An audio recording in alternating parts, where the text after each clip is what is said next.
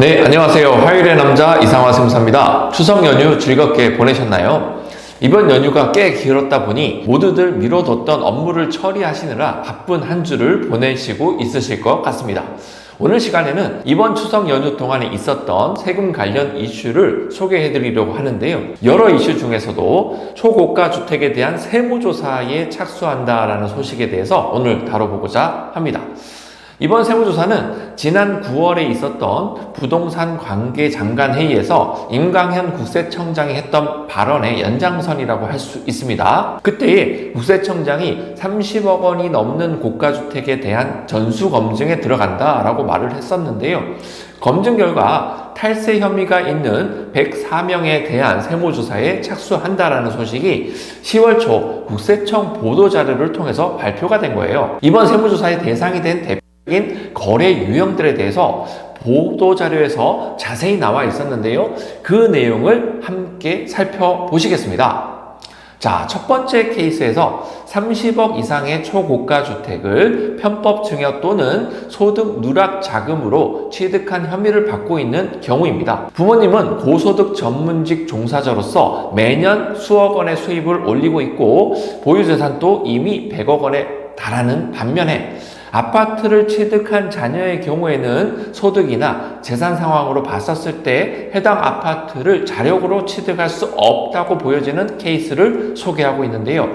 최소 자금 출처를 소명한 내용을 보면은 일단 은행 대출을 최대한으로 받고 나머지 부족 자금은 부모님으로부터 차용한 것으로 작성이 되어 있었는데 이에 대해서 거액의 은행 대출 원리금을 본인 소득으로 상환하고 있는지 그리고 실제 부모로부터 증여받은 자금은 없는지 이번 세무조사를 통해서 철저히 검증하겠다라는 입장을 보이는 상황입니다. 최악의 경우에는 대출 원리금 대납으로 인한 증여세 과세와 더불어서 부모님의 차용 자금을 실질 증여로 보게 되면 그 대금 전액에 대한 증여세 과세로까지 불거질 수가 있고요. 부모로부터의 차용을 인정받았다 하더라도 그 차용 자금에 대한 이자 상당의 증여세 과세 이슈가 발생할 수가 있고요. 사후관리가 진행되는 과정에서 차용 거래를 불인정하고 증여로 보아서 세금을 추징당하는 결과로 이어질 수도 있습니다. 자, 두 번째 케이스도 한번 살펴보시죠. 고가주택을 취득했지만 자금 출처가 부족한 외국인과 30세 이하의 연소자에 대한 조사 사례입니다. 정부의 대출 규제 이후에 외국인의 고가주택 취득이 많아지면서 내국인 역차별 논란이 일어났습니다. 이러한 여론을 의식해서인지 고가주택을 취득한 외국인에 대한 세무조사가 활발해지는 것 같고요. 보도자료에서 소개하고 있는 사례를 보면요. 외국인 부모가 해외에서 여러 가지 사업을 통해서 큰 부를 축적을 했고 국내에도 법인을 세워서 빌딩 임대 사업을 하고 있는데 부모가 소유한 국내 법인의 자금이 자녀의 부동산 취득 자금으로 흘러간 정황을 포착했고요. 이에 대한 증여세와 법인세 통합 세무조사에 착수했다라는 소식을 다루고 있습니다.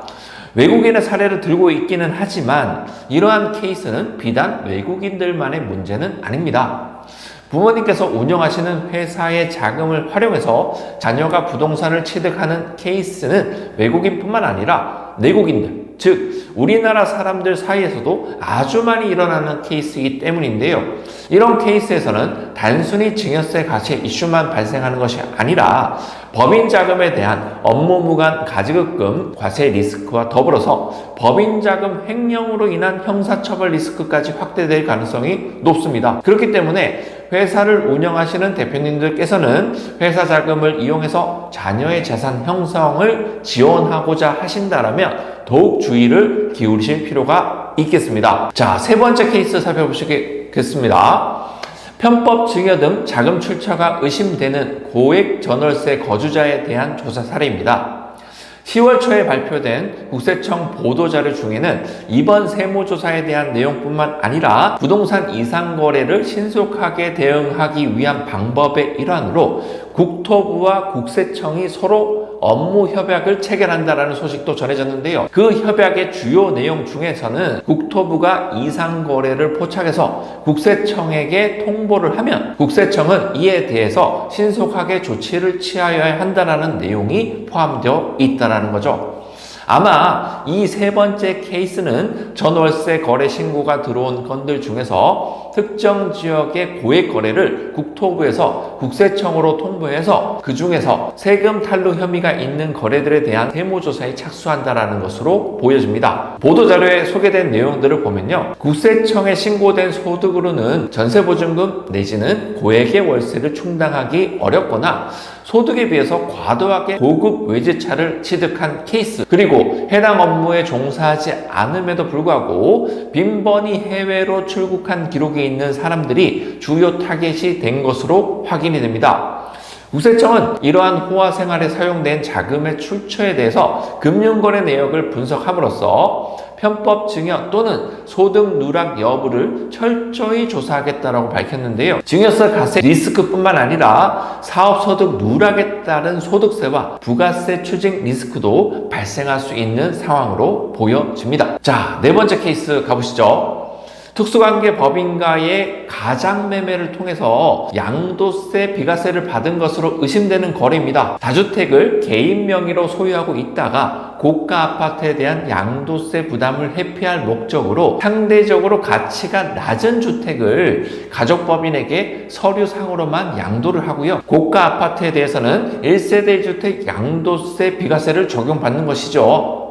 국세청은 이러한 거래에 대해서 양도세, 비과세를 부당하게 적용받았고 가족법인의 주주로 속해 있는 자녀에게 주택을 편법으로 증여했다라는 혐의를 적용하여서 세무조사에 착수한다라고 합니다. 일반적으로 가족법인을 활용한 부동산 이전 계획을 세울 때에는 주택을 가지고 플랜을 설계하지는 않지만 양도세, 비과세라는 카드를 활용할 목적으로 다소 공격적으로 판을 짜는 경우가 있습니다. 이번 케이스도 그에 해당한다라고 할 수 있는데요. 국세청은 실질과세를 들고 나오겠죠.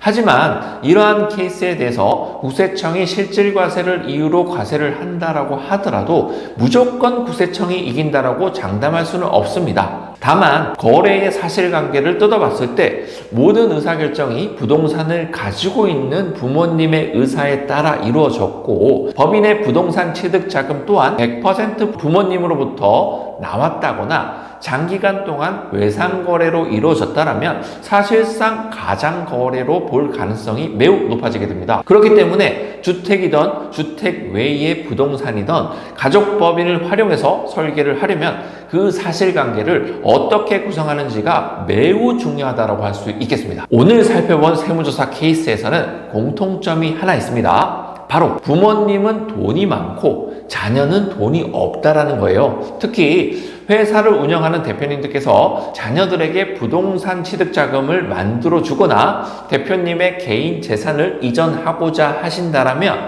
그 의사결정을 실행에 옮기기 훨씬 전부터 자녀의 자금 출처를 만들어 주기 위한 플랜을 가지고 있었어야 하고요. 실제로 그 계획에 맞춰서 액션을 취하고 있으셨어야 합니다. 그렇기 때문에 지금 당장 해야 하는 일이 아니라고 해서 계속 미루기만 하실 것이 아니라 향후 미래에 있을 재산 이전에 대비한 계획을 지금부터 고민해 보시고요. 그 계획을 성공적으로 달성하기 위해서 지금 당장 해야 할 일이 무엇인지 찾아보는 과정이 반드시 필요합니다.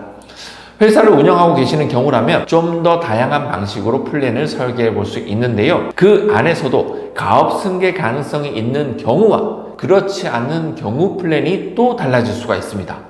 한편 사업을 하지 않지만 부동산 등의 재산을 이미 많이 보유하고 있으신 경우에는 또 다른 방향으로 재산 이전 플랜을 계획해야 하기 때문에 대표님이 처한 상황에 맞춰서 현실 가능하면서도 가장 유리한 방법을 찾아내는 것이 대표님과 가족분들의 돈을 지키는 핵심 포인트라고 할 수 있겠습니다. 오늘은 고가주택에 대한 국세청의 세무조사 소식을 소개해드리면서 각 케이스별로 어떤 리스크가 있고 또 어떻게 대비하셔야 하는지에 대한 의견을 공유해보는 시간을 가져보았습니다. 국세청의 데이터 수집 능력이 날로 발전해가고 정부 부처 간의 정보 공유도 점점 더 긴밀해지고 있는 만큼 더욱 철저한 리스크 검토와 사전 준비가 필요해지는 상황이 되고 있습니다. 저희 세무사들도 플랜을 설계함에 있어서 과거보다는 훨씬 더 엄격하게 세법과 사례들을 해석하고 있고요. 그러면서도 가장 효과적인 방법을 제안드리기 위해 끊임없이 연구를 하고 있으니까요. 다음 세대로의 재산 이전과 법인 자금 활용 플랜에 대한 조언이나 해답이 필요하신 대표님께서는 주저 마시고 연락 주시기를 바라겠습니다. 오늘 준비한 내용은 여기까지고요. 구독과 좋아요는 영상 제작에 큰 힘이 됩니다. 오늘 영상도 끝까지 시청해 주셔서 감사하고요. 지금까지 이상화 세무사였습니다.